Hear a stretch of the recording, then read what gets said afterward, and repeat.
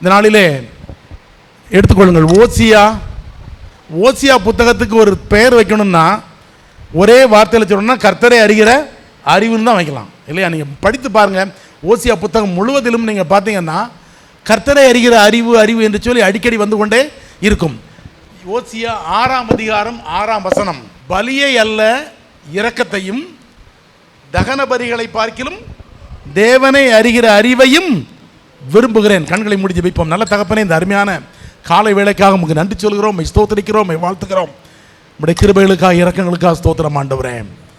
ஆண்டவரே, இந்த நாளிலே உம்முடைய சமூகத்திலே வருவதற்கு, ஆண்டவரே உம்மை துதித்து பாடுவதற்கு, உம்மை ஆராதிப்பதற்கு, உம்முடைய எச்சரிப்பின் வார்த்தைகளை கேட்பதற்கு, உம்முடைய வசனத்தை தியானிப்பதற்கு, ஆண்டவரே நீர் எங்களுக்கு கொடுத்துக்கிற மேலான கிருபைக்காக உமக்கு ஸ்தோத்திரம். இந்த வாய்ப்பு எங்கள் தேசத்திலே பலருக்கு கிடைக்கவில்லை ஆண்டவரே. பல இடங்களிலே மறுக்கப்படுகிறது ஆண்டவரே. செல்வந்தர்களுக்கு கிடைக்காத ஒரு காரியம், ஞானவான்களுக்கு கிடைக்காத ஒரு பெரிய பாக்கியம் பேதைகளாகி எங்களுக்கு தந்திருக்கிறீரே. மை ஸ்தோத்தரிக்கிறோம். இந்த நாளிலே ஆண்டவரே உம்முடைய வேதத்திலிருந்து நான் எவைகளை கற்றுக்கொள்ள வேண்டும் என்று சொல்லி நீர் விரும்புகிறோம். நாங்கள் அனைவரும் எவைகளை கற்றுக்கொள்ள வேண்டும் என்று சொல்லி தேவர் விரும்புகிறோம். அதை கற்றுக்கொள்ள உதவி செய்யும். உம்முடைய வார்த்தைகளினாலே எச்சரிக்கப்பட, உம்முடைய வார்த்தைகளினாலே சீர்திருத்தப்பட, உம்முடைய வார்த்தைகளினாலே ஆண்டவரை கர்த்தாவே நாங்கள் ஆண்டவர் ஒருபடி பரிசுத்தத்திலே முன்னேற, ஆண்டவர் அர்ப்பணத்திலே முன்னேற எனக்கும் எங்களுக்கும் உதவி செய்யணுமா ஜெபிக்கிறோம். இயேசுவின் நாமத்தினால் ஜெபிக்கிறோம் நல்ல பிதாவே, ஆமென். வசனம் மிக தெளிவாக சொல்கிறது, பலியை பார்க்கிலும் இரக்கத்தையும் தகன பலிகளை பார்க்கிலும் தேவனை அறிகிற அறிவையும் விரும்புகிறேன். ஆண்டவருடைய விருப்பம், என்னை குறித்த உங்களை குறித்த விருப்பம், ஆண்டவர் என்னிடத்திலே ஒன்றை விரும்புகிறார். அவரை குறித்து நான் அறிந்து கொள்ள வேண்டும். நம்முடைய ஆண்டவர் நமக்கு தகப்பன், அப்படி தானே? இயேசு கிறிஸ்துவை நாம் ஒரு நாளிலே ஏற்றுக்கொண்டோம். வேதம் சொல்கிறது, அவருடைய நாமத்தின் மேல் விசுவாசம் உள்ளவர்களாய் அவரை ஏற்றுக்கொண்டவர்கள் எத்தனை பேர்களோ அத்தனை பேர்களும் தேவனுடைய பிள்ளைகளாகும் அதிகாரத்தை பெற்றுக்கிறோம். நம்முடைய தகப்பன் சர்வ வல்லமை உள்ள ஒரு ஆண்டவர். அவரை அப்பா பிதாவே என்று சொல்லி அழைக்கிற புத்திர சுவிகாரத்தின் ஆவியை நாம் பெற்றுக்கிறோம். ரொம்ப ஒரு நல்ல அருமையான ஒரு வார்த்தை இல்லையா? நம்ம ஆண்டவர் நாம் எப்படி கூப்பிடலாம்? அப்பா பிதாவை. என்ன ஒரு அருமையான ஒரு ஆண்டவர்! அப்பா பிதாவை என்று சொல்லி அழைக்கிற புத்திர சுவிகாரத்தின் ஆவியை பெற்றிருக்கிற நாம் நம்முடைய அப்பாவை பற்றிய தெளிவான அறிவு நமக்கு வேண்டும். ஐயா சொல்லும்போது சொன்னாங்க, இயேசு கிறிஸ்து இயேசுவை பற்றி தெளிவாக அறிந்திருந்தால் நீங்கள் இவ்வளவு நிர்விசாரமாக இருக்க மாட்டீர்கள் என்று சொல்லி நம்மை கேட்ட கேள்வி இல்லையா? என்னை குத்தியது. எனக்கு தெரியாது உங்களை பற்றி. நம்முடைய தகப்பனை குறித்த தெளிவான அறிவு இன்றைக்கு வேண்டும். அறிவுன்னு சொன்னால் தெரியுங்க, இயேசு கிறிஸ்துடைய வரலாறு நமக்கு தெரியுங்க. அவர் எப்படி வந்தார், எப்படி பிறந்தார், எப்படி வாழ்ந்தார், எப்படி அற்புதங்களை செய்தார், எப்படி நிறையா ஊமைகள் மூலமாக போதித்தார், கல்வாரி சிறுவிலை மரித்தார். இதெல்லாம் ஓகே, இது நான் நாலேஜ், அதாவது அந்த அறிவு நம்முடைய வாழ்க்கையாக மாற வேண்டும். அதுதான் உண்மையான அறிவு. நீங்கள் பார்த்தீங்கன்னா பைபிளில் நிறைய காரியம், ஆதாம் ஏவாளை அறிந்தான் அப்படின்னா என்ன அர்த்தம்? உறவு, ஒரு நல்ல ஒரு இன்டிமசி இல்லையா? அதுதான் அறிதல். அறிந்தான், அவர்களுக்கு இந்த குழந்தை பிறந்தது. அப்படிப்பட்ட உறவைத்தான் ஆண்டவர் நம்மிடத்திலே எதிர்பார்க்கிறார். கர்த்தரை அறிகிற அறிவு. இதே ஓசியா 4ஆம் அதிகாரம் 1ஆம் வசனத்தில் நீங்கள் பார்த்தீங்கன்னா அதுலேயும் அறிவு. அதுலேருந்தே நீங்கள் பாருங்களேன், 4, 1 and 6 இந்த ரெண்டையும் தயவு செய்து வாசிக்கும்படி கேட்கிறேன்.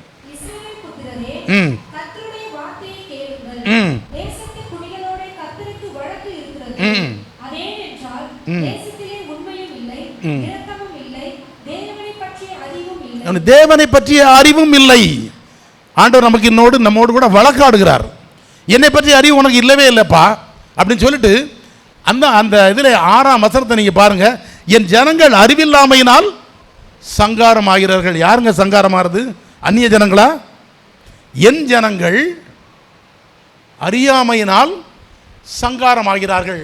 நாம் ஆண்டவரை அறிந்து கொள்ளுகின்ற அளவிற்கு நாம் ஆண்டவரை அறிந்து கொள்ளவில்லை என்று சொன்னால் நமக்கும் இதே கதிதான். ஆலயத்திற்கு வருகிறோம், பலி செலுத்துகிறோம் இல்லையா? அவர் சொல்ற அந்த பலியெல்லாம் நான் ரொம்ப இஷ்டப்படலப்பா. தகன பலிகளை நாம் இடுகிறோம், துதிக்கிறோம், ஆராதிக்கிறோம், காணிக்கைகளை செலுத்துகிறோம். இது அவருக்கு இஷ்டம் கிடையாது. ஆனால் அவரை பற்றி அறிய வேண்டும் என்று சொல்லி விரும்புகிறேன். ஏன் அறிய வேண்டும்? அந்த அறிவு இல்லை என்று சொன்னால் நாம் சங்காரமாகி விடுவோம். பாவம்னா அவ்வளோதான் இல்லையா? என்னுடைய பாவம் மன்னிக்கப்படாமல் நான் செல்வேன் என்று சொன்னால் நான் இரண்டாம் மரணமாகி அக்கினி கடல்.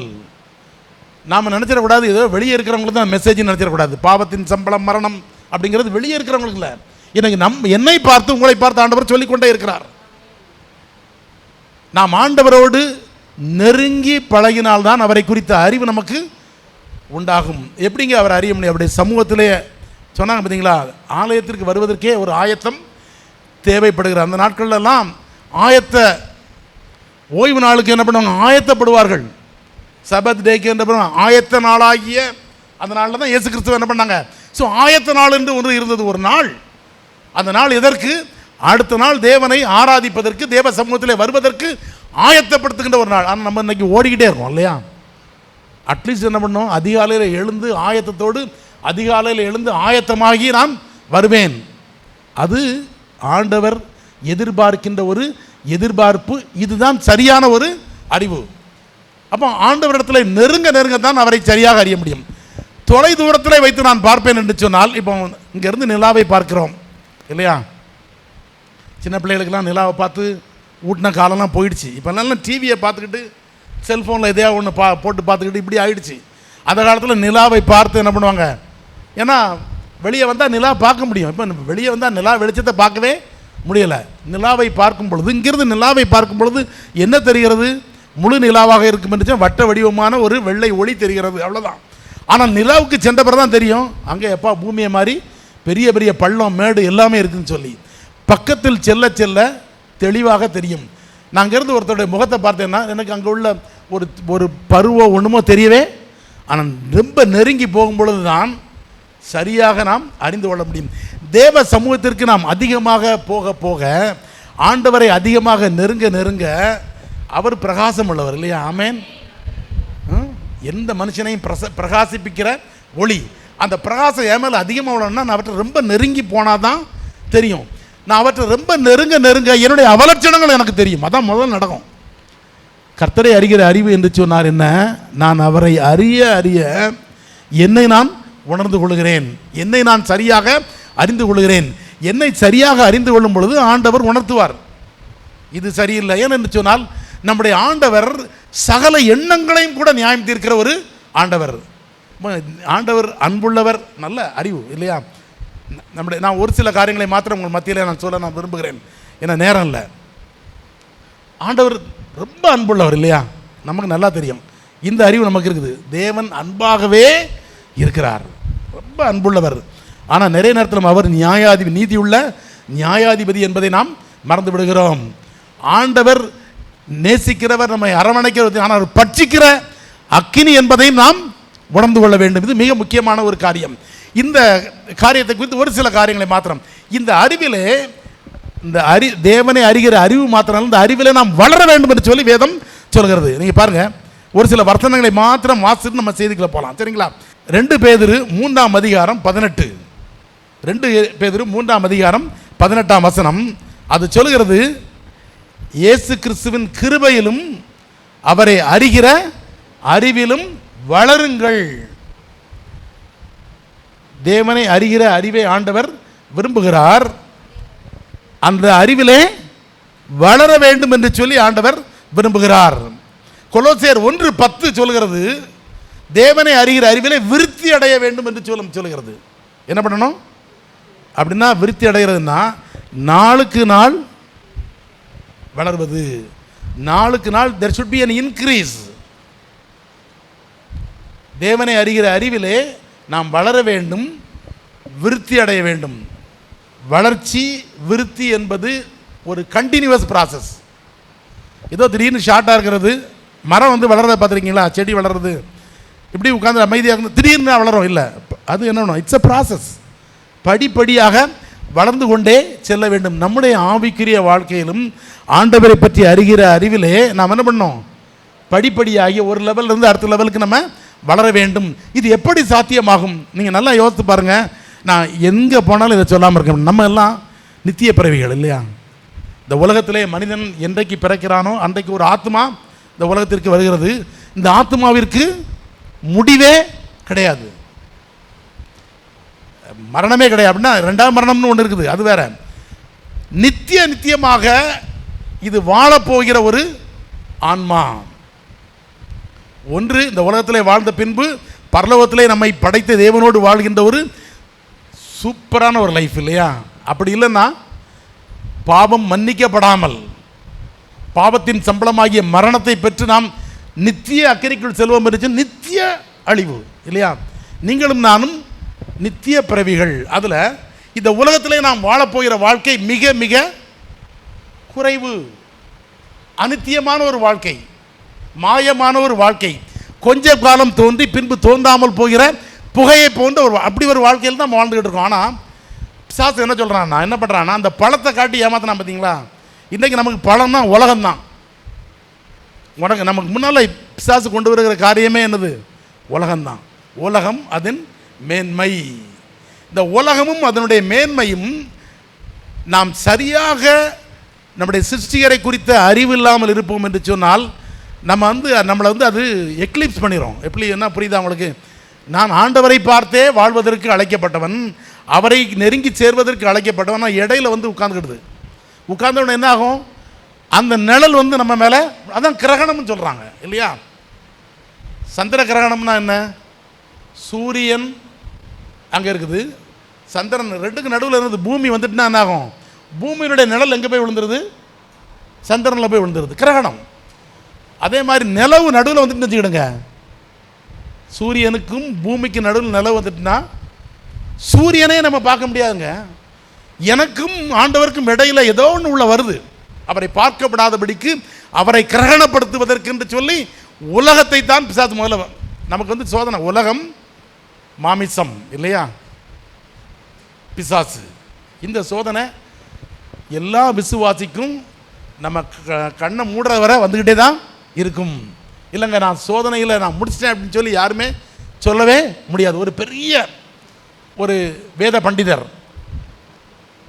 சமுதாயத்தினாலே மிகவும் மதிக்கப்படத்தக்க ஒரு நல்ல ஒரு பைபிள் ஸ்காலர் ஜான் ஸ்டாட். அவர்லாம் ரொம்ப வருஷம் வாழ்ந்தார். 80 வயதுக்கு மேலே இருக்கும் பொழுது அவர்கிட்ட ஒரு வாலிபன் போய் கேட்குறான், ஐயா இந்த மாம்ச இச்சைகள், கண்களின் இச்சை எந்த வயசில் மேற்கொள்ளலாம்?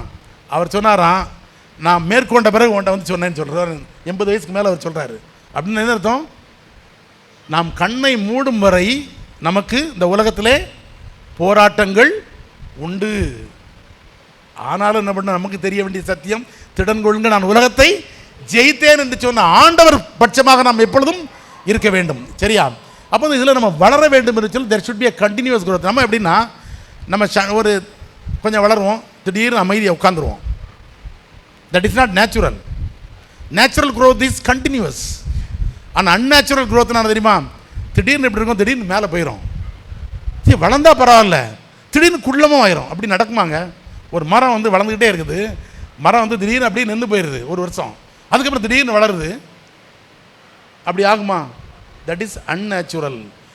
ஒரு நார்மல் கிறிஸ்தவ வாழ்க்கை, நார்மல் கிறிஸ்டியன் லைஃப் என்று சொன்னால் there should be continuous growth. அதற்குத்தான் நாம் சபைக்கு வருகிறோம். சபைக்கு வருவது தேவனை ஆராதிப்பதற்கு மாத்திரம் அல்ல, தேவனை குறித்து நன்றாக தெரிந்து கொள்வதற்கு. அந்த அறிவு, அவரை குறித்த தெளிவான அறிவு என்னை அவருக்கு நேராகத்தான் நடத்தும். ஆமென். அவரை நோக்கி நகர்ந்து இன்னும் நெருக்கமான உறவைத்தான் ஏற்படுத்தும். அப்படி நெருக்கமான உறவு இல்லாமல் இந்த உலகத்தை நான் மேற்கொள்ளவே முடியாது. ஹல்லேலூயா. எனவே நீங்கள் ஆலயத்திலே இருக்கின்ற வாழ்க்கை அதே போல வெளியே போய் வாழ வேண்டும் என்று சொன்னால் தேவனோடு கூட ஒரு நல்ல உறவை நீங்கள் வைத்துக்கொள்ள வேண்டும்.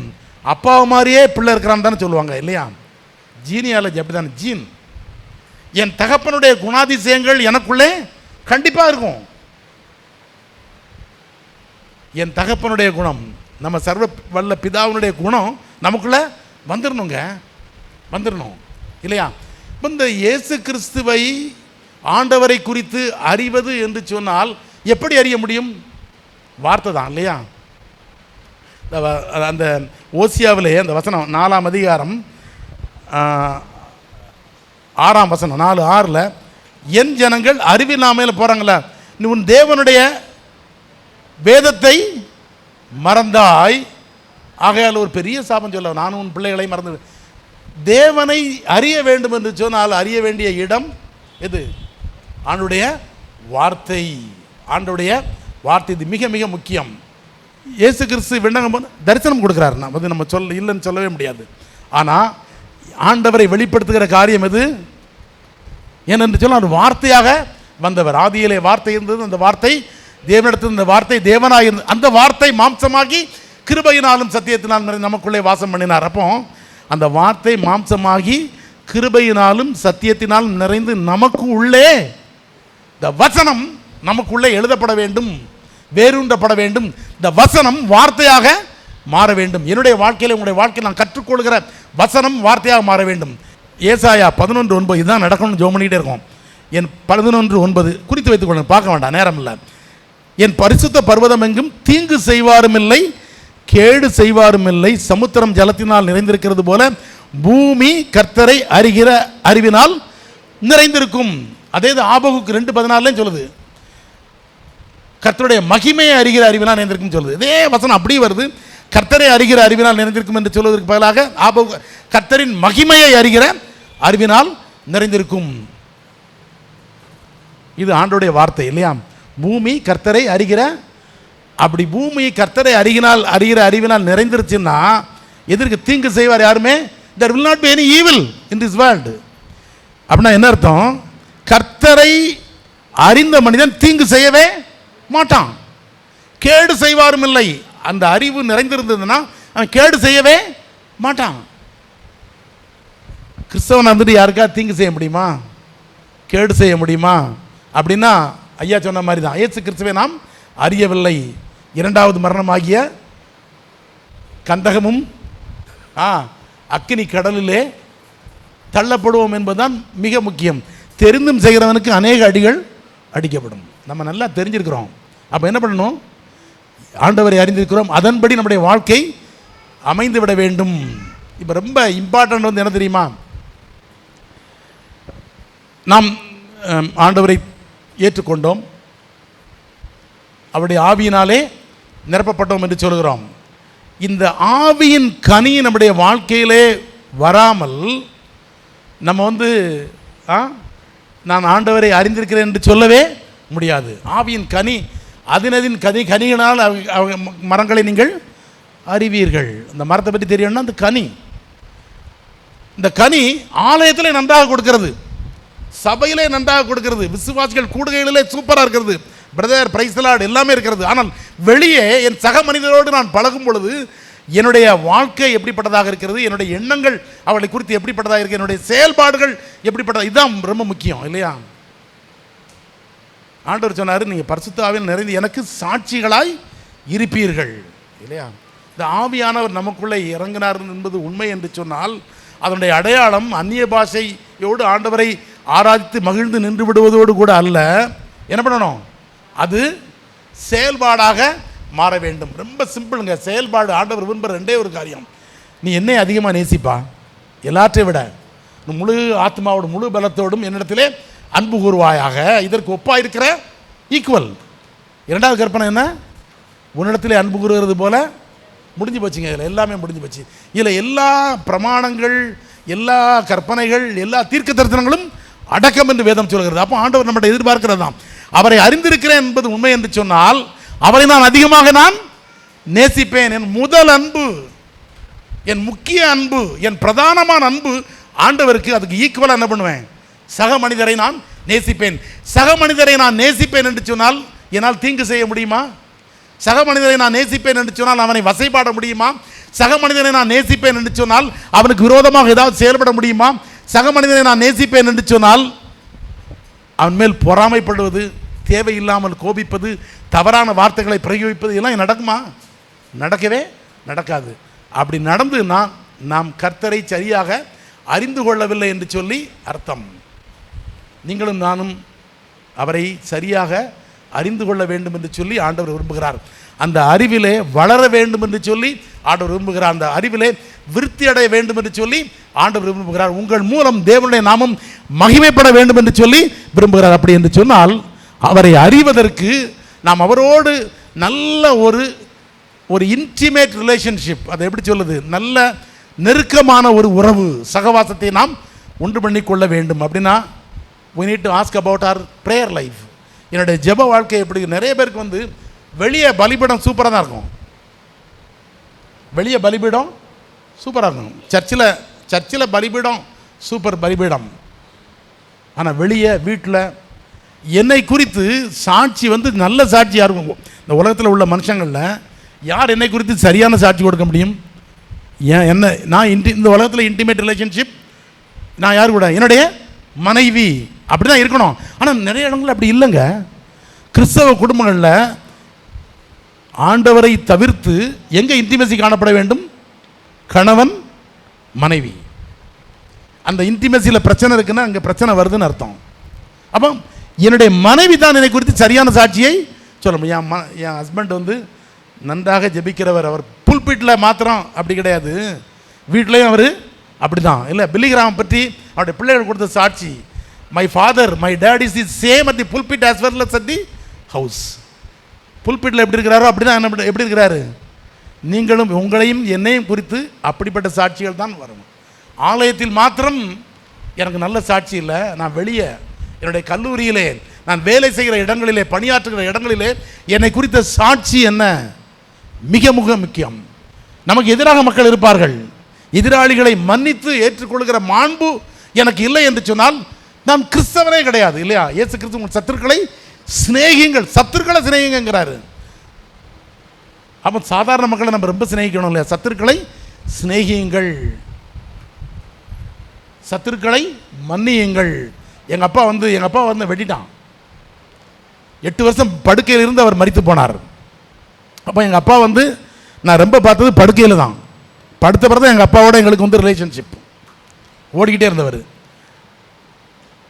அந்த வெட்டினவன் என்னோடய அப்பாவுடைய நண்பர். எங்கள் வீட்டில் வந்து அடிக்கடி நல்லா சாப்பிட்டு இருந்தவர். அன்றைக்கு 1969 5,000 ரூபா பெரிய அமௌண்ட்டு. அந்த அமௌண்ட்டை கொடுக்குறேன்னு சொன்ன உடனே அவர் எம்எல்ஏ எலெக்ஷன் நிற்க போகிறாரு சொல்லி வெட்டிட்டாங்க, இல்லையா? இப்போ இந்த மனிதனை எங்கள் குடும்பம் மன்னிக்க முடியுமா? முதல்ல மன்னிச்சு எங்கள் தகப்பனுங்க. எங்கள் அப்பா மன்னிக்கும் குணம் உள்ளவன் தான் மனிதன். அவர் கொஞ்சம் பாலிசி வச்சுருப்பார். அவன் வந்து அவனுக்கு விரோதமாக எங்கள் அப்பா சாட்சி சொல்ல முடியாட்டாங்க. பின்னால் வந்து வெட்டினா எனக்கு தெரியாதுன்னுட்டாங்க. எவ்வளோன்னு சொன்னாங்க, அவன் எவ்வளோ துரோகம் பண்ணவன், உன் கூடவே சாப்பிட்டவன் இப்படி பண்ணிட்டான்னு சொல்லி. எங்கள் அப்பா சொன்னாங்க, நோ. எங்கள் வீட்டில் எல்லாருக்குமே வருத்தம், ஏன் இப்படி பண்ணிட்டாங்கன்னு சொல்லி. ஏன்னா ஃபஸ்ட்டு டைரக்ட் சாட்சி அவர் தானே, உயிரோடு இருக்கிறாரு. அவன் விசாரணை எல்லாம் போயிட்டு கொஞ்ச நாள் ஜெயிலில் வச்சுருந்தாங்க, விட்டாங்க. அவன் மனம் வருந்தி வருகிறான், எங்கள் வீட்டுக்கு வர்றான். எந்த வீட்டில் வந்து அவன் அடிக்கடி சாப்பிட்டானோ அந்த வீட்டுக்கு வர்றான். எங்கள் அம்மாலாம் கதவை அடைச்சிட்டாங்க, துரோகி அப்படின்ட்டு. ஆனால் எங்கள் அப்பா என்ன சொன்னார், கதவை தர அப்படின்னு சொல்லி அவன் உட்கார்ந்து அன்பாக பேசி அனுப்பினார். எங்களால் மன்னிக்க முடியவில்லை. நான் ஆண்டவரை ஏற்றுக்கொண்டேன். என்னுடைய 6வது படிக்கும்பொழுது ஆண்டவரை நான் ஏற்றுக்கொண்டேன். ஒரு நாள் ஒரு மனிதன் கீழே விழுந்து கிடக்கிறான், ரோட்டில் சாலையில் விழுந்து கிடக்கிறான். விழுந்து ரத்தம் ஓடுது, ரோட்டில் நடுவில் கிடக்கிறான். யாருமே அவனை கண்டுக்கவே இல்லை. ஊர் பெரிய ஊர், எங்கள் ஊர் வந்து அது ஒரு தொகுதி, பெரிய ஊர். சாலை நடுவில் ஒருத்தன் கிடக்கிறான், யாருமே கண்டுக்கவே இல்லை. நானும் என்னுடைய நண்பனும் நன்றாக ஜெபிக்கிறவர்கள். நான் வந்து பார்த்த உடனே நீ சோடா எடுத்துவான்னு சொல்லி அவனை என் மடியில் நான் கடத்திருக்கிறேன். ஊரில் உள்ளவங்களாம் வந்து திட்டுறாங்க, உனக்கு கொஞ்சமாக அறிவு இருக்குதா, அவனை நாங்கள் ஏன் தொடலைன்னா உங்கள் அப்பா வெட்டினவன் தாண்டா அவன் அப்படின்னு சொல்கிறாங்க. எனக்கு ஒரு மன வருத்தமும் இல்லைன்னா இயேசு கிறிஸ்து நமக்குள்ளே நிறைஞ்சிட்டார்லாம். நாங்கள் அப்படின்னா என்ன, அதுக்காக என்ன அப்படின்னு சொல்லி என்னுடைய நண்பன் சோடா குணம் தான் அவனை குடிக்க வச்சு எழுப்பி அவனை தட்டி ஓரத்தில் வச்சுட்டு போனோம். அப்போ யோசித்து பார்த்தேன், இது வந்து என்னுடைய குணமே கிடையாதுங்க. தேவ அன்பு எனக்குள்ளே ஊற்றப்பட்டிருந்தால் என்னால் மற்றவர்களை நேசிக்க முடியும். அப்படி நம்மால் நேசிக்க முடியவில்லை என்று சொன்னால் தேவ அன்பு நமக்குள்ளே ஊற்றப்படவில்லை என்று சொல்லி அர்த்தம். தேவ அன்பு மாத்திரம்தான் சத்துருக்களை சிநேகிக்க முடியும், சத்துருக்களை மன்னிக்க முடியும். அந்த அன்பினால் நீங்களும் நானும் நிரப்பப்பட வேண்டும். அதுதான் கர்த்தரை அறிகிற அறிவு. மக்களை நேசிக்க வேண்டும், சக மனிதர்களை நேசிக்க வேண்டும்.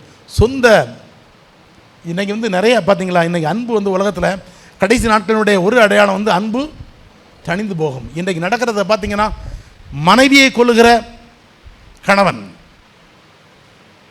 கணவனை கொல்லுகிற மனைவி சேர்ந்து கள்ளக்காதலனோடு சேர்ந்து. இன்னைக்கு தேவையில்லாத உறவுகள், தவறான உறவுகள், அதற்கு பிறப்பிடமாக இருப்பது எது? நிறைய பேருக்கு இது.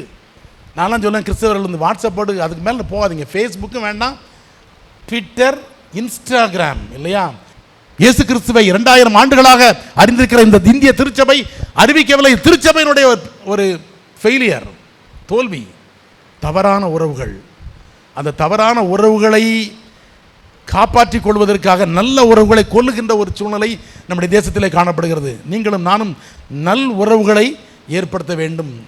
நட்பு, எல்லாரிடத்திலும் நட்பு பாராட்ட வேண்டும். நன்மை செய்கிறதிலே நீங்கள் வளரும். தேவனுடைய அறிவில் வளருவதுன்னா நன்மை செய்வதில், நற்கிரியைகளிலே நீங்கள் வளருங்கள்.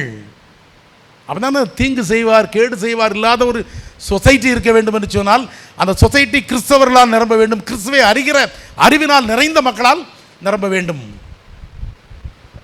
நேரம் இல்லை, ஒரு சில காரியங்கள் மாத்திரம். என்னுடைய தேவனை குறித்த ஒரு சில அறிவு நமக்கு தேவை.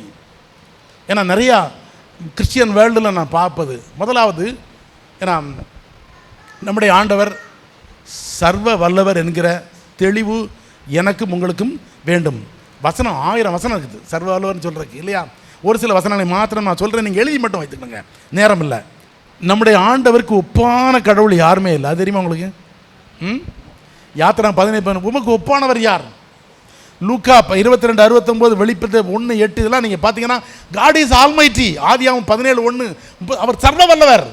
ஆபிரகாம் பார்த்து நான் சர்வ வல்லமையுள்ள தேவன், நீ எனக்கு முன்பாக நடந்து கொண்டு, இதை நல்லா புரிஞ்சுக்கணும். நம்முடைய நீங்களும் நானும் ஆராதிக்கிற ஒரு ஆண்டவர் வல்லமை உள்ள ஒரு ஆண்டவர் இல்லை, சர்வ வல்லமை உள்ள ஒரு ஆண்டவர். இந்த சர்வ வல்லமை உள்ள ஆண்டவர் நமக்கு தகப்பனுங்க. பாஸ்டர் இந்த பூமியை சொல்லும்போது சொன்னாங்க, இப்படி சொன்னாங்க, இந்த பூமியை அப்படி நசுக்கிடுவார் அப்படின்னு சொன்னாங்க. அந்த அளவு கூட கிடையாதுங்க. இந்த நீங்கள் இந்த அண்ட சராசரத்தை நீங்கள் அதனுடைய வெளியே அதனுடைய அகலம் நீளத்தை நீங்கள் பார்ப்பீர்கள் சொன்னால் பூமி ஒன்றுமே கிடையாது, ஒன்றுமே கிடையாது இல்லையா? நான் ஒரு ஃபிசிக்ஸ் ஆசிரியர். இந்த யூனிவர்ஸினுடைய சைஸு நம்மளால் விளங்கி கொள்ளவே முடியாது. சூரியன் வந்து ஒரு சின்ன மீடியம் சைஸ்டு ஸ்டார், அவ்வளோதான். ஒரு நடுத்தர ஒரு நட்சத்திரம் தான் என்னது சூரியன். அதை சுற்றி 9 கோள்கள் இல்லையா சுற்றுகின்றன. அந்த 9 கோள்களை சுற்றி சில கோள்களை சுற்றி நிலவுகள்லாம் இருக்கின்றன இல்லையா? இப்படி எத்தனை சூரியனை போன்ற எத்தனை நட்சத்திரங்கள் இருக்குது தெரியுமா? 1 போட்டு 22 0 போட்டிங்கன்னா நம்பரை சொல்லவே முடியாது இல்லையா? 1 போட்டு 11 0 போட்டால் 100 பில்லியன் அப்படிங்கிறான். 1 போட்டு 11 0, 1 போட்டு எத்தனை 0? அவ்வளவு நட்சத்திரங்கள் இருக்கிறது, அவ்வளவு நட்சத்திரங்கள் இருக்கிறது. அதில் ஒரு சூரியனை சுற்றி உள்ள ஒரு சின்ன ஒரு கிரகம் தான் என்னது பூமி. அந்த பூமியை தான் ஆண்டவர் என்ன பண்ணார்? தெரிந்து கொண்டு அந்த பூமியின் மண்ணினால் ஒரு மனிதனை உருவாக்கி, ஏன்னா அவருக்கு ஒரு ஃபெயிலியர். என்ன ஃபெயிலியர்? தேவதூதர்கள் வந்து அவர்கள் ஃபெயிலியர் இல்லையா? தேவதூதர்களுக்கு ஆண்டவர் தேவதூதர்களை சுய சித்தத்தோடு படைக்கவே இல்லை. அவங்களுக்கு சுய சித்தம் இருந்ததா? தேவதூதர்கள் சுய சித்தம் கிடையாது. அவங்களுக்கு ஒரே ஒன்று, அவங்க ஆண்டவரை எப்பொழுதும் ஓயாமல் துதித்து கொண்டே இருக்க வேண்டும், அவர் சொல்கிற வேலையை செய்யணும், அவ்வளோதான். அவங்களுக்கு சுய இஷ்டம் கிடையவே கிடையாது. சுயசித்தம் இல்லாத ஒரு சூழ்நிலையிலேயே சுயசித்தத்தை உருவாக்கி கொண்டான் பிசாசு இல்லையா? அவனை பார்த்து சொல்கிறான், எப்பா நீ என்ன சூப்பராக இருக்கிற, எவ்வளோ அழகாக இருக்கிற. ஓ, அவன் ஒன்றுமே பண்ணலைங்க. நான் சர்வ வல்லவருக்கு ஒப்பாவேன் அப்படின்னு சொல்லி நினச்ச மாத்திரத்தில் தள்ளிட்டார். தள்ளவனை அவன் எங்கே வந்து விழுந்தான் தெரியுமா? பூமியிலே வந்து விழுந்தான். அந்த பூமியை கெடுத்து போட்டான். ஆதியாகமத்தில் முதல்ல ஆரம்பிக்கும் பூமியானது ஒழுங்கின்மையும், ஒழுங்காக இருந்துன்னு சொல்ல, ஒழுங்கின்மையும் எதனால் பிசாசு விழுந்து அதுக்கப்புறம் ரீக்ரியேட் பண்ணுறாரு. ரீக்ரியேட் பண்ணும்பொழுது தான் மனுஷன் என்ன பண்ணுறாரு? மண்ணில் இருந்து உண்டாக்கிட்டு அவனை உண்டாக்குறாரு. அது எப்படி உண்டாக்குனாராம்? தன்னுடைய சொந்த சாயலிலே. ஹல்லேலூயா! நீங்களும் நானும் அவருடைய சொந்த சாயலிலே படைக்கப்பட்டவர். என்ன ஒரு மேன்மையான ஒரு படைப்பு! சொந்த சாயலிலே படைக்கப்பட்டவர்கள். மற்ற எல்லாத்தையும் வார்த்தையை சொல்லி படைச்சிக்கிட்டே இருக்கிறாரு. பெரிய பெரிய காரியங்கள், சாதாரண காரியங்கள் கிடையாது. எல்லாம் பெரிய பெரிய பெரிய அனிமல்ஸ்லாம் அப்படி வார்த்தைகள் அப்படி உண்டாக கிடவுதுன்னு சொல்கிறார். ஆனால் என்னையை படைக்கிறதுக்கு மட்டும், நம்ம படைக்கிறதுக்கு மட்டும் மண்ணில் உருவாக்கி என்ன பண்ணுறாரு? நாசியில் தன்னுடைய சுவாசத்தை ஊதினார். அந்த ஆண்டவர் அவ்வளோ பெரிய அண்ட சராசரங்களை ஆளுகிற ஒரு ஆண்டவர் என்னுடைய தகப்பன், சர்வ வல்லமையுள்ள ஒரு ஆண்டவர். அப்போ என்னுடைய ஆண்டவருடைய வல்லமைக்கு மிஞ்சிய வல்லமை ஒன்றுமே கிடையாது என்கிற இந்த அறிவு உங்களுக்கு வேண்டும். இந்த அறிவு உங்கள் வாழ்க்கையிலே உங்கள் கிரியைகளில் வெளிப்பட வேண்டும். அப்படின்னா நம்ம எதை குறித்தும் பயப்படவே கூடாது. தேவராஜ்யத்துக்கு யாருக்கு இடம் கிடையாது தெரியுமா? பயப்படுகிறவர்களும் அவிசுவாசிகளும். பயம் எப்போ வரும்? என் கூட ஸ்ட்ராங்கான சப்போர்ட் இல்லைன்னா பயம் வந்துடும் இல்லையா? என்னையும் உங்களையும் உருவாக்கி ஆண்டவர், என்னை அழைத்த ஆண்டவர், என்னை ரட்சித்த ஆண்டவர் சர்வ வல்லமையுள்ளவர் தேவன். ஒரு எளிய விசுவாசம். பல ஆண்டுகளுக்கு முன்பாக சிவகாசிக்கு அருகிலே நடந்த உண்மையான ஒரு சம்பவம். ஒரு குடியானவன், ஒரு சாதாரண விசுவாசி, விவசாயி, அவன் ஒரு விசுவாசி. அந்த நாட்களிலே சிஎஸ்ஐ சபைகள் மாத்திரம்தான் இருந்தது. பெந்தேகோஸ்தே சபைகள்லாம் 1950க்கு அப்புறம் தான் பிரபல்யமானது. அந்த நாட்களிலே சாதாரண பாரம்பரிய சபை. அந்த பாரம்பரிய சபை, நானும் பாரம்பரிய சபையை சார்ந்தவன். எங்கள் ஊர்லலாம் காலையில் இன்றைக்கும் எங்கள் ஊரில் இன்னைக்கு 6 சிஎஸ்ஐ சர்ச் இருக்குது. 6 சிஎஸ்ஐ சர்ச்சு, பல பெந்தேகோஸ்தே சபைகள். ஏன் அவ்வளவு பெரிய ஒரு எழுச்சி எழுப்புதல் எனக்கு ஊரில் வந்ததுன்னா, சமாதானம் என்கிற ஒரு பைபிள் உமன் அந்த காலத்தில் ரேனியஸ் ஐயர் என்று சொல்லி, ரேனியஸ் என்கிற ஒரு மிஷினரி மெட்ராஸில் இருந்துக்கிறாரு. திருநெல்வேலியில் அவர் இருந்தார், ஊழியம் செய்தார். ஊழியம் செய்யும் பொழுது மேற்கு திருநெல்வேலி பகுதியில் சில பெண்களை தெரிவு செய்து அவங்கள பைபிள் உமனாக இந்த கேட்டிக்சம் ட்ரைனிங் கொடுப்பாங்க, எப்படி நற்செய்தி சொல்லணும். அந்த ஒரு சமாதான அம்மா வந்து இந்த ஆலங்குளத்தை சுற்றியுள்ள ஒரு 10 மைல் சுற்றளவில் உள்ள எல்லா கிராமங்களையும் சந்திச்சிருக்கிறாங்க. அந்த அம்மா போட்ட விதை சிஎஸ்ஐ நான் சின்ன பையனாக இருக்கும்போது 2 திருச்சபைகள் இருந்தன. இப்போ 6 சிஎஸ்ஐ திருச்சபைகள் இருக்கிறது. 6 பெரிய பெரிய திருச்சபைகள். 2 சர்வீஸ் நடக்குங்க. கூட்டம்னா பெரிய கூட்டம். நிறையா பெந்தேகோஸ்தே சபையில் இருக்கின்றன. பெரிய வளர்ச்சி அந்த பகுதியில். ஆனால் விதை போட்டது யார்? ஒரு சாதாரண அம்மா. ரைட்டு. அன்றைக்கு வந்து அவங்களுக்கு தெரிஞ்ச சத்தியத்தில் உண்மையாக இருந்தாங்க. ஏன்னா அன்றைக்கு வந்து கிறிஸ்தவர்களை குறித்த ஒரு பேர் என்ன தெரியுமா? கிறிஸ்தவர்கள் பொய் சொல்ல மாட்டாங்க, உண்மையாக இருப்பாங்க, தங்கள் வேலையை ஒழுங்காக செய்வாங்க. அன்றைக்கு நமக்கு இந்த அளவுக்கு சத்தியம் தெரியாதுங்க. இந்த அளவு பரிசுத்த ஆவியுடைய அபிஷேகம், இதை பற்றிய தெளிவு கிடையாது. அபிஷேகத்தை பெற்றவன் என்று சொல்லி எவனும் மார்தட்டி கொண்டதும் கிடையாது. ஆனால் அவர்களுக்குள்ளே பரிசுத்த ஆவியானவர் இருந்தார். நிறைவு தான் வெளிப்படவில்லையே தவிர வாழ்க்கையில் வெளிப்பட்டார். இப்போ இந்த மனுஷன் சாதாரண விவசாயி. அவனுக்கு வந்து தெரிஞ்ச உண்மை, ஏன் ஆண்டவர் தான் இருக்கிறதுலே பெரியவர். நாம் எங்கள் முன்னோர்கள் ஆராதித்த குல தெய்வங்களை விட இயேசு கிறிஸ்துவானவர் பெரியவர், அவரை மிஞ்சிய சக்தி கிடையாதுங்கிற இந்த சின்ன அறிவு அவனுக்கு இருந்ததுங்க. பொலி தகராறு. பக்கத்து பொலிக்காரன் என்ன பண்ணான்னா, நம்ம ஆட்கள் தான் உடனே வைத்தியம் பண்ணுவாங்களே. என்ன வைத்தியம் பண்ணுவாங்க? மந்திரவாதிகிட்ட போயிட்டானுங்க. போய் அவனுக்கு விரோதமாக மந்திரவாதம் செய்யப்பட்டது. முதல்ல வந்து அந்த மந்திரவாதி ஒரு சின்ன ஆவி அனுப்புனான். போயிட்டு அது திரும்பி வருது. இன்க்ரீஸ் பவர், கொஞ்சம் கொஞ்சமாக பூஜையை அதிகரித்து அனுப்புகிறான். அது திரும்ப வருது. உடனே இவனுக்கு வந்து இந்த ஆளை போய் பார்க்கணும். ஏன்னா அவன் மந்திரம் பண்ணுறதுக்கு முடி இடி என்னத்தெல்லாமல் கொண்டாந்து வைப்பான். இவன் போய் நேரில் பார்க்கணும்னு அவசியம் இல்லைல்ல. இவன் உடனே என்ன பண்ணான்னா, நான் போய் அவனை போய் பார்ப்பேன் அப்படின்னு சொல்லி போனான். அங்கே ஒருத்தன் விவசாயம் பண்ணிக்கிட்டு இருக்கான். அவன் வந்து என்ன வேலை செஞ்சு பாட்டை பாடிக்கிட்டு இருக்கான். இயேசுவையே துதி செய் நீ மனமே, இயேசுவையே துதி செய், எல்லாம் இயேசுவே எனக்கு, எல்லாம் அன்னைக்கு உள்ள பாட்டை தான், கீர்த்தனைகள், அதை பாடிக்கொண்டிருக்கிறான். அவனுக்கு தைரியம் என்னன்னா, ஏன் ஆண்டவர் பெரியவர். இந்த சத்தியத்தை தாண்டி அவனுக்குள்ள உள்ள ஆவி கிரியை செய்ய முடியவில்லை. சாதாரண ஒரு விசுவாசி. அந்த மந்திரவாதி பார்த்தான், ஸ்ட்ராங்காக அனுப்பி பார்த்தான், ஒன்றுமே நடக்கலை. அந்த மந்திரவாதி இயேசு கிறிஸ்துவை ஏற்றுக்கொண்டான். ஹல்லேலூயா. இதாங்க கர்த்தரை அறிகிற அறிவு. நம்முடைய வாழ்க்கையில் என்னைக்கும் இந்த பயம் வந்துடக்கூடாது. ஊழியக்காரன் கூட சில நேரம் பயம் காட்டுவாங்க. நான் ஆரம்ப நாட்களிலே, பள்ளியிலே இருந்த நாட்களிலே, நான் வந்து என்னுடைய பேக்ரவுண்ட் உங்களுக்கு, நான் வாலிபனாக இருந்த கல்லூரி நாட்களிலே நான் மிஷினரியாக செல்ல வேண்டும் என்று சொல்லி என்னை ஒப்புக் கொடுத்தவன். நான் வீட்டுக்கு சொல்லாமல் பெட்டியை தூக்கிட்டு மிஷினரியாக போயிடலான்னு சொல்லி எஃப்எம்பிபிக்கு போகணுன்னு சொல்லி பெட்டியை தூக்கிட்டு நான் கிளம்பும்போது, அன்றைக்கி எங்கள் ஊர்லேருந்து போயிருந்த மிஷினரிகள் ஒரு 3 பேர் அங்கே இருந்தாங்க. அவன் சொன்னாங்க, நீ அவசரம் விட்டு போகாத, நீ பிஎட் படி அப்படின்னு சொன்னாங்க. பிஎஸ்சி முடித்தோடனே நம்ம கிராஜுவேட் உடனே ஓடிடலாம். அவர் சொன்னார், ஓகே தம்பி அவசரப்பட வேண்டாம், பிஎட் படிச்சுட்டு போனீங்கன்னா இன்னும் ரொம்ப யூஸ்ஃபுல்லாக இருக்கும் அப்படின்னாங்க. பிஎட் படிக்க போனேன். அப்புறம் என்னுடைய வாழ்க்கையில் திருப்பம் வந்தது. ஆனால் இந்த ஏபிசி ஐக்கிய மிஷினரி இயக்கமாக மாறுவதற்கு ஆண்டவர் என்னை பயன்படுத்தினார்.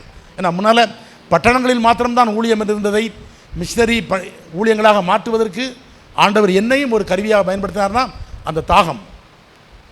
சரி, அப்போ வந்து நம்முடைய வாழ்க்கையில் வந்து பயத்தை வந்து ஊழியக்காரங்களை கொடுப்பாங்க. நாங்கள் கிராமங்களில் போய் ஊழியம் செய்வோம்.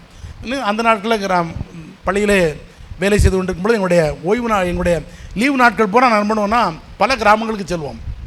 அன்றைக்கெல்லாம் பைக் கிடையாது, செங்கல்பட்டில் போவோம். செங்கல்பட்டில் வாடகைக்கு வண்டி எடுத்துகிட்டு போவோம், பல கிராமங்களுக்கு செல்வோம். போனீங்கன்னா அங்கே நிறைய பிசாசு ஆடும் இல்லையா. இப்போ என் கூட வந்து ஒரு ஊழியக்காரர் சொல்லுவார், இங்கே பிசாசை நம்ம துரத்துறோம், இது போய் நம்ம வீட்டில் போய் என்ன பண்ணுவோம், தொந்தரவு பண்ணோம். என்ன விசுவாசம் பார்த்தீங்களா? எனக்கு அந்த ஆழமான விசுவாசம் வந்து ஏன் ஆண்டவர் பெரியவர், அவரை மிஞ்சி ஒன்று அவருடைய பாதுகாப்பில் குடும்பம் இருக்கும் பொழுது என்னங்க நடக்கும்? ஒன்றுமே. ஆனால் நான் விசுவாசித்தேன், அந்த சொன்னதை நம்பினேன்னு வச்சுக்கிடுங்க, அது நடக்க தான் செய்யும். உன் விசுவாசத்தின்படியே உனக்கு கடவுள்னு சொல்லுவார். உங்கள் விசுவாசம் எப்படி இருக்கணும்? ஏன் ஆண்டவர் தான் பெரியவர். நம்ம சில நேரம் பயப்படுறோம், சில டெம்பிளை கிராஸ் பண்ணும்போது ஐயோ நமக்கு எதுவும் நடந்துருமோ, சில பூஜைகள் நடந்துக்கிட்டு இருக்கோம், பக்கத்தில் போய் நிற்போம். கிராமத்தில் ஊழியம் பட்டாங்களுடைய மிஷினரிகள் அவங்களாம் சில நேரம் வந்து சில வீட்டில் உள்ள ஃபங்க்ஷனுக்கெலாம் போய் தான் ஆகணும். ஏன்னா மக்கள் அப்போ தான் ஏற்றுக்கொள்வார்கள். அதில் உடனே ஒரு பயத்தோடலாம் எங்கள் ஆட்கள் பயத்தோட போகணும் அவசியமே. எங்கள் ஆண்டவர் பெரியவருங்க இல்லையா. நம்மளை பார்த்து அது வராமல் இருக்கணும். குறி சொல்கிற ஆவி அங்கே வரக்கூடாது. நீங்கள் நான் கொடுக்குற அந்த வசனம் வந்து எவ்வளோ வல்லமுடையது. ஒரு வீட்டில் மயிலாப்பூரில் காஸ்பல் புக் கொடுத்த வீட்டில் காஸ்பல் புக்கு அங்கே படிக்கவே இல்லை, உள்ளே வச்சுருந்துக்கிறாங்க. அங்கே குறி சொல்கிற ஒருத்தி வந்துருக்கிறா, குறி சொல்கிற ஆவி வரவே மாட்டேங்குது. தேடி தேடி பார்த்தாலும் வர மாட்டேங்குது. கடைசியில் பார்த்தா அங்கே ஒன்று ஏதோ ஒன்று இருக்குது, தேவையில்லாத ஒன்று. ஆண்டவர் இது எல்லா நேரமும் நடக்கும்னு சொல்ல முடியாது, சரிங்களா. ஆண்டவர் தன்னுடைய வல்லமையை வெளிப்படுத்துவதற்கு சில காரியங்களை செய்வார். கடைசியில் தேடி பார்த்தா அந்த புக்கை எடுத்தால் உடனே இந்த வீட்டில் ஒன்று யோசித்தாங்க, இந்த புக்குக்கு பயப்படுதுன்னா இந்த புக்கு சொல்கிற ஆண்டவர் தான் பெரியவர்னு சொல்லி அவர்கள் ஆண்டவரை ஏற்றுக்கொண்டார்கள். நேரம் இல்லை. அடுத்து வந்து என்ன 2 குணாதிசயம் மட்டும் சொல்லி நம்ம நிறைய பேசலாம். அடுத்து வந்து ஆண்டவர் பரிசுத்தமுள்ள ஒரு ஆண்டவர், மகா பெரிய ஒரு ஆண்டவர், மகா பரிசுத்தமுள்ள ஒரு ஆண்டவர். என்னையும் உங்களையும் படைத்த ஆண்டவர், என்னையும் உங்களையும் அழைத்த ஆண்டவர் பரிசுத்தராயிருக்கிறார். அவர் பரிசுத்தராயிருக்கிறது போல நீங்களும். வசனம் சொல்றதுக்கு எனக்கு நேரம், என்னை மன்னிச்சுக்கிடுங்க. ஒரு சம்பவத்தை சொல்லுகிறேன். நான் வாலிபனாக இருந்த பொழுது விபிஎஸ் எங்கள் ஊரில் எடுக்கும் பொழுது அந்த விபிஎஸ் கதை ஒன்று சொல்லுவோம். கதை இல்லை, அது வந்து ஒரு மிருகம். எனக்கு மிருகத்தினுடைய பெயர் தெரியல. அது துருவ பகுதியிலே வாழ்கிற ஒரு மிருகம், போலார் ரீஜியனில் வாழ்கிற ஒரு மிருகம். இப்போ கூட போலார் பேர் இருக்குது பார்த்தீங்களா, துருவ கரடி, அது கூட தன்னுடைய உடம்பை சுத்தப்படுத்தி கொள்ளும். நீங்கள் வேணால் போய் நீங்கள் நெட்டில் போட்டு பாருங்கள். அதை போன்றதொரு மிருகம், அதனுடைய இறைச்சி மிக சுவையாக இருக்கிற அப்படின்னால வேட்டைக்கு மக்கள் போவாங்க. அது என்ன பண்ணுன்னா மாலை நேரங்களிலே அது வந்து இறை தேடுவதற்காக என்ன பண்ணும், தன்னுடைய பொந்துகளை விட்டு வெளியே வரும். கரடி மாதிரி ரொம்ப பெருசுலாம் கிடையாது, ஓரளவு சின்ன முயல் மாதிரி இருக்குன்னு வச்சுக்கிடுங்களேன். அந்த மிருகத்தை பிடிப்பதற்கு அந்த வேட்டையாளர்கள் வேட்டைக்கு செல்றவங்க என்ன பண்ணுவாங்கன்னா கையில் சகதி வச்சுருப்பாங்க ஒரு பையில். அந்த ஹோல் அந்த அந்த துவாரம் அது நுழையும் பார்த்தீங்களா, அந்த துவாரத்தில் சகதியை வச்சுருவாங்க. அந்த மிருகம் நினச்சின்னா என்ன பண்ணலாம், துளைச்சிட்டு உள்ளே போயிடலாம். சகதி இருந்தாலே அந்த மிருகம் உள்ளே போகவே போகாது, அது அப்படியே நிற்கும். உயிரா அல்லது என்னுடைய சுத்தமா, உயிர் போனாலும் பரவாயில்லன்னு சொல்லி நிற்கும், மாட்டிக்கொள்ளும். இதை தான் ஆண்டவரின் இடத்தில் எதிர்பார்க்கிறார். பாவத்திற்கு விரோதமாக போற ரத்தம் சிந்துகிற அளவுக்கு நீங்கள் போராடவில்லை என்று சொல்லி யார் சொல்றா? பவுல் சொல்றாரு. என்னுடைய ஆண்டவர் பரிசுத்தர், என் தேவனுக்கு முன்பாக இப்படிப்பட்ட பொல்லாப்பை செய்வது எப்படி என்று சொல்லி பாவத்திற்கு தவறுகளுக்கு விலகி ஓடுகிற வாழ்க்கை எனக்கும் உங்களுக்கு வேண்டும். அதுதான் கர்த்தர் பரிசுத்தர் என்பதை அறிகிற அறிவு. நீங்களும் நானும் பரிசுத்தமாக இருக்க வேண்டும் என்று விரும்புகிறார். அந்த பரிசுத்தத்தை நீங்களும் நான் காத்துக்கொள்ள வேண்டும் என்று சொல்லி விரும்புகிறார். கர்த்தர் பரிசுத்தர். நிறைய குணாதிசயங்கள் அதை சொல்லிட்டு போகலாம். இந்த கொலோசியர் 1:9 இன்னொரு காரியத்தில் வளரணும்னு சொல்லுது. கர்த்தரை அறிகிற அறிவு, அடுத்தால அவருடைய சித்தத்தை, சித்தம். என்னுடைய வாழ்க்கையிலே தேவ சித்தம் என்று ஒன்று இருக்கிறது, தேவ திட்டம் என்று ஒன்று இருக்கிறது. எல்லார் வாழ்க்கைக்கும் ஆண்டவர் ஒரு திட்டத்தை வைத்திருக்கிறார். எல்லா மனுஷனும் ரட்சிக்கப்பட வேண்டும், அது தேவனுடைய சித்தம். அந்த சித்தம் நிறைவேற நம்ம தான் என்ன பண்ணணும், செயல்பட வேண்டும் என்று சொல்லி எதிர்பார்க்கிறார். என்னுடைய வாழ்க்கையினுடைய திட்டத்தை நான் அறிந்து கொள்ள வேண்டும். அந்த உலகத்திற்கான காரியங்கள் அனித்தியமானது, என்னுடைய நித்திய திட்டம் மிக முக்கியமானது இல்லையா. அவனவனுக்கு நான் அளிக்கும் பலன் என்னோடு கூட வருகிறது என்று சொல்கிற ஆண்டவர் நாம் மிகுந்த பலன்களை பெற்றுக்கொள்ள வேண்டும் என்று சொன்னால் அவருடைய சித்தத்தின்படி இந்த உலகத்திலே நாம் ஊழியங்களிலே ஈடுபட வேண்டும். ராபர்ட் ரே எல்டன் என்று சொல்கிற ராபர்ட் ரே எல்ரெட் என்று ஒரு மனிதர் இருந்தார். 18ஆம் நூற்றாண்டு 19ஆம் நூற்றாண்டின் இறுதியில் வாழ்ந்தவர். 19ஆம் நூற்றாண்டின் ஆரம்பத்தில் அவர் ஆப்பிரிக்காவுக்கு மிஷினரியாக கடந்து சென்றவர். விவசாய குடும்பத்திலே பிறந்த இந்த எல்ரெட் அவர் ராபர்ட் ரே எல்ரெட் அவருடைய ஆசை இந்தியாவுக்கு மிஷினரியாக வரணும்னு சொல்லி அவருக்கு ஆசை. ஜெபம் பண்ணார். ஆனால் ஆண்டவர் சொன்னார், இல்லை நீ எங்கே போகணும், ஆப்பிரிக்காவுக்கு போகணும்னு சொல்லி சொன்னார். விவசாய குடும்பத்தில் பிறந்தவர். அவன் ஊரில் படிக்கிறதுக்கு வசதி கிடையாது. 5th வரை தான் பிரைமரி எஜுகேஷன் மட்டும்தான். ஆனால் பிரைமரி எஜுகேஷனோடு அந்த காலத்தில் ஊழியத்துக்கு சேர்க்க மாட்டாங்க. உடனே தன்னுடைய 18ஆவது வயதில் திரும்ப என்ன பண்ணுறாருன்னா சிட்டிக்கு போய் வேலையை செஞ்சுக்கிட்டே என்ன பண்ணுறாரு கல்லூரியில். அப்போ நிறைய மறந்து போச்சு, படிச்சிடலாம். கஷ்டப்பட்டு படித்தார். ஆனால் படிப்பினுடைய நோக்கம் எதுவாக இருந்தது, நான் ஒரு பட்டம் வாங்க வேண்டும், அதற்கு பின்பு மிஷியாலஜி அதாவது மிஷினரி பணிக்கான பயிற்சியை பெற்றுக்கொள்ள வேண்டும், என்ன செய்ய வேண்டும், மிஷினரியாக நான் செல்ல வேண்டும். தன்னுடைய 23ஆவது வயதில் 1901 அவர் என்ன பண்ணார்னா தனக்கான மனைவியை அவர் தெரிந்து கொண்டார். லில்லியன் என்று சொல்கிற ஒரு பெண்மணி. அவங்க ஒரு பெரிய கம்பெனியில் அக்கௌண்டண்ட்டாக இருந்தாங்க. இவர் விவசாயி, அந்தம்மா அக்கௌண்ட். 2 பேருமே கிராஜுவேட்ஸு.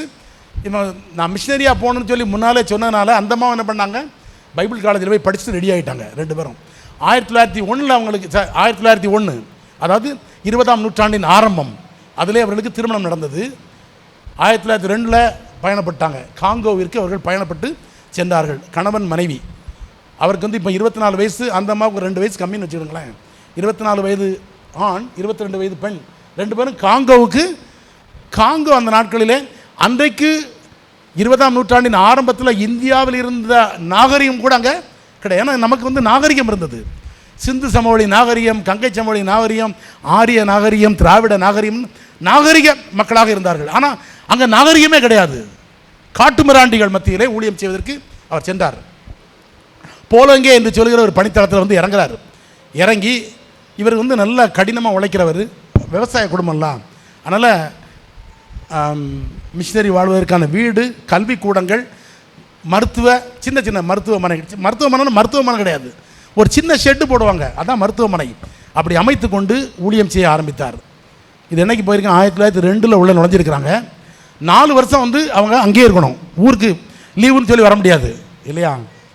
இங்கெல்லாம் நம்ம இந்தியாவில் மிஷினரிகளுக்கு ஆனுவல் ஹாலிடேஸ்ன்னு சொல்லி இருக்குது. அங்கே அப்படி கிடையாது. என்னது 4 வருஷத்துக்கு ஒரு தடவை தான் அவங்களுக்கு விடுமுறை. 1906 திரும்ப முன்பாக அந்த அம்மாவுக்கு அங்கே ஒரு பையன் பிறந்துட்டான். இப்போ ஊருக்கு வராங்க, அமெரிக்காவுக்கு வராங்க. வந்த இடத்துல அந்த அம்மாவுக்கு இன்னொரு பையன் இல்லை, இங்கே 2 பையன் பிறந்துட்டாங்க. 1902 உள்ள நுழைஞ்ச உடனே ஒரு பையன், அதுக்கப்புறம் இன்னொரு குழந்தை. லீவுக்கு வராங்க, இன்னொரு குழந்தை. 3 பையங்க, 3 ஆம்பளை பசங்க. ஊரில் வந்த உடனே பிறந்ததுனால இவர் மட்டும் தனியாக வராரு. திரும்ப அந்த அம்மா கொஞ்சம் கஷ்டப்பட்டு பிள்ளைகளை சேர்க்குறாங்க. 3 வயது மகன், 5 வயது மகன், 7 வயது மகன். 3, 5, 7 இந்த 3 பேரையும் அங்கே ஒரு ஹாஸ்டலில் விட்டுட்டு இந்த அம்மா என்ன பண்ணிட்டாங்க, கணவனோடு ஊழியம் செய்வதற்காக விட்டார்கள். இந்த அம்மா பலவீனமான சரீரம். ஃபஸ்ட்டு 2 நிமிஷம் நான் எடுத்துக்கிறேன். அந்த அம்மாவுக்கு அங்கே வர்ற பிளாக் வாட்டர் ஃபீவர் அப்படின்னு ஒன்று இருக்குது. கருப்பு தண்ணீர் ஜுரம், பிளாக் வாட்டர் ஃபீவர் அந்த அம்மாவுக்கு வந்துடுச்சு. இவர் ஊழியம் என்று சொல்லி அருகில் உள்ள தீவு கூட்டங்களை சந்திக்க வேண்டும் என்று சொல்லி அடிக்கடி மனைவி என்ன பண்ணுவார், நீ இங்கே ஸ்கூல் வேலையை பாரு, பிள்ளைகளுடைய ஊழியத்தை கவனின்னு சொல்லிட்டு விட்டுட்டு போயிடுவார். அப்படிப்பட்ட ஒரு நாளிலே இந்த அம்மாவுக்கு ஜுரம் வந்துச்சு. ட்ரீட் பண்ணுறதுக்கு அங்கே உள்ள மிஷினரி டாக்டர்ஸ் என்ன பண்ணிட்டாங்கன்னா, அவங்களுக்கு அருகில் அப்படின்னா ஒரு 60 மைல் தூரத்தில் இருந்த மிஷன் ஸ்டேஷனில் உள்ள டாக்டர் லீவுக்கு போயிட்டாங்க. ட்ரீட் பண்ணுறதுக்கு ஆள் கிடையாது. இந்த அம்மா இறந்து போனாங்க. இந்த அம்மா ஒரு அடக்கம் பண்ணுறாரு. அடக்கம் பண்ணுறதுக்கு பெட்டி கிடையாது. அப்போ கடற்கரை அங்கேருந்து ஒரு 2 மைல் தூரம். கடற்கரையில் போய் ஒரு பெட்டி, கப்பலில் இருந்து ஒரு பெட்டியை வாங்கி அடக்கம் பண்ணியாச்சு. இவருக்கு ஆறுதல் சொல்கிறதுக்கு அடுத்த மிஷினரி வர்றதுக்கு 3 வாரம் இருக்குது. அப்போ தனி மனிதனாக அந்த காட்டு மிராண்டிகளோடு கூட தன் மனைவியை அவர் அடக்கம் பண்ணிட்டார். யார்? லில்லியன் அடக்கம் பண்ணப்பட்டார். பிள்ளைகள் எங்கே இருக்கிறார்கள்? அமெரிக்காவில் இருக்கிறார்கள். பிள்ளைகளுக்கு தன் பெற்ற தாயை பார்க்கின்ற ஒரு பாக்கியம் இல்லை. மரணிக்கிற தருவாயில் கூட அந்த அம்மா எவ்வளவு துடிச்சிருப்பாங்க யோசிச்சு பாருங்களேன். இந்த 1 இயர் சிக்காவே இருக்கிறாங்க. இப்போ இவர் மனைவி இறந்த பிறகு இவருக்கு தனிமை. ஒய்ஃப் விரும்பினபடி ஒரு வீட்டை கட்டிட்டாரு. கட்டி முடிச்சுட்டு நம்ம தனியாக இருக்கிறோம், அப்போ ஆண்டவருக்கு தீவிரமாக உழைக்கணும்னு சொல்லி மிக கடினமாக உழைத்தார், மிக மிக கடினமாக. ஸோ ரொம்ப ஒய்ஃப் இல்லை, யாருமே வீட்டில் இல்லைங்கிறதுனால ரொம்ப முழு விடுதலையோடு கூட பல இடங்களுக்கு 2 புது மிஷன் ஸ்டேஷனை அவர் நிறுவினார். நிறுவி பல தீவு கூட்டங்களுக்கு வர்றேன்னு சொல்லிட்டாரு. ஒரு மிஷன் ஸ்டேஷனுக்கு ஒரு மிஷனரி கூப்பிட்டு போகிறாரு. கூட்டிகிட்டு போகும்போது அவர் சொல்லியிருந்தார், இந்த ஊரில் வந்து நான் இன்றைக்கி ஊழியத்துக்கு வர்றோம், சுவிசேஷ ஊழியத்துக்கு வர்றோன்னு சொல்லி தகவல் சொல்லியாச்சு. இவருக்கு அதே பிளாக் வாட்டர் ஃபீவர், பயங்கர ஃபீவர். ஆனால் புது மிஷினரி ஸ்டேஷனில் கொண்டு விடணும். போட்டில் பயணப்பட்டுட்டு அதுக்கப்புறம் நீந்தி போகணும். போட்டு எல்லா இடத்துக்கும் போகாது, அது குறுகலான இடங்கள்லாம் இருக்கும்போது அந்த இடத்துலலாம் இவங்க நீந்தி போக வேண்டும். தண்ணீரிலே குதித்தார், போகிறாரு. அந்த மனுஷர் கூட வந்தவங்கெல்லாம் கரையேறி விட்டார்கள், இவர் கரையேறவில்லை, இடையிலே மரித்து விட்டார், ஹார்ட் அட்டாக். மற்றவர்கள் கரையேறினார்கள், இவர் கரையேறவில்லை. பார்த்தா முட்டாள்தனமாக தெரியுது இல்லை? அடக்கம் பண்ணுறதுக்கு ஒய்ஃபுக்காக அடக்கம் பண்ணுறதுக்கு பெட்டி இருந்து, இவருக்கு பெட்டி கூட கிடையாது. எந்த மிஷினரியை கொண்டு வந்தார் புது மிஷினரி, அந்த புது மிஷினரி அங்கிருந்த காட்டு மிராண்டி கூட்டங்களோடு கூட அவரை அடக்கம் பண்ணினார்கள். இன்றைக்கி காங்கோவில் ஒரு பெரிய எழுப்புதல் வந்திருக்குங்க. இன்றைக்கு காங்கோவில் ஒரு பெரிய எழுப்புதல். தேவ சித்தத்திற்கு கீழ்ப்படுகிற மனிதர்களினாலே தேவராஜ்யம் கட்டப்படும். நீங்களும் நானும் தேவனுக்கு கீழ்ப்படிவோம் என்று சொன்னால், தேவ வார்த்தைக்கு கீழ்ப்படிவோம் என்று சொன்னால், தேவ சித்தம் செய்வதற்கு ஒப்பு கொடுப்போம் என்று சொன்னால், தேவராஜ்யம் என் மூலமாக கட்டப்படும். இதுதான் கர்த்தரை அறிகிற அறிவு. இந்த அறிவிலே ஆண்டவர் நம்மை வளர்ப்பாராக. ஆமென்.